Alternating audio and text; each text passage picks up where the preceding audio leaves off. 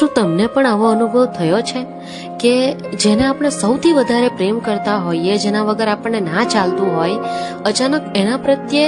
ગુસ્સો આવવા લાગે, એની વાતો આપણે ઇગ્નોર કરવા લાગીએ, આપણને એમ થાય કે આની જોડે વાત જ નથી કરવી, આની જોડે કોઈ સંબંધ જ નથી રાખવો, મનમાં અને મનમાં એના પ્રત્યે ગુસ્સો આવ્યા કરે કે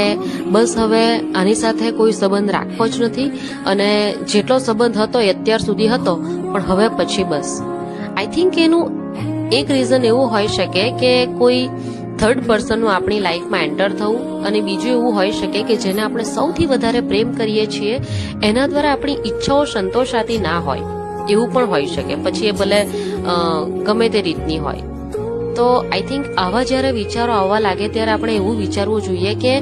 એ વ્યક્તિનો કે જેને આપણે સૌથી વધારે લવ કરીએ છીએ આપણી લાઈફમાં શું રોલ છે, અત્યાર સુધી આપણી દરેક સિચ્યુએશનમાં એણે કઈ રીતે આપણને સાથ આપ્યો, અને જ્યારે તમે ડિપ્રેશનમાં હતા કે દુઃખમાં હતા ત્યારે એ વ્યક્તિ કઈ રીતે આપણી પડખે ઊભી હતી અને આપણને દુઃખમાંથી ઉગાર્યા હતા, અને અત્યાર સુધી આપણી સાથે સ્ટીલ ઊભી છે. તો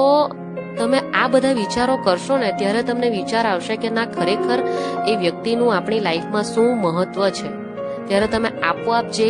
ડાયવર્ટ થયા છો બીજા કોઈ વ્યક્તિ પ્રત્યે કે પછી બીજા કોઈ રીઝનના લીધે જે વ્યક્તિને ભૂલવાની કોશિશ કરો છો, ત્યારે તમને ખબર પડશે કે નહીં, જે વ્યક્તિ અત્યાર સુધી તમારી સાથે ઊભું છે ને એ જ ખરેખર તમારો સાચો લવ છે, સાચો પ્રેમ છે ને સાચો સાથી છે.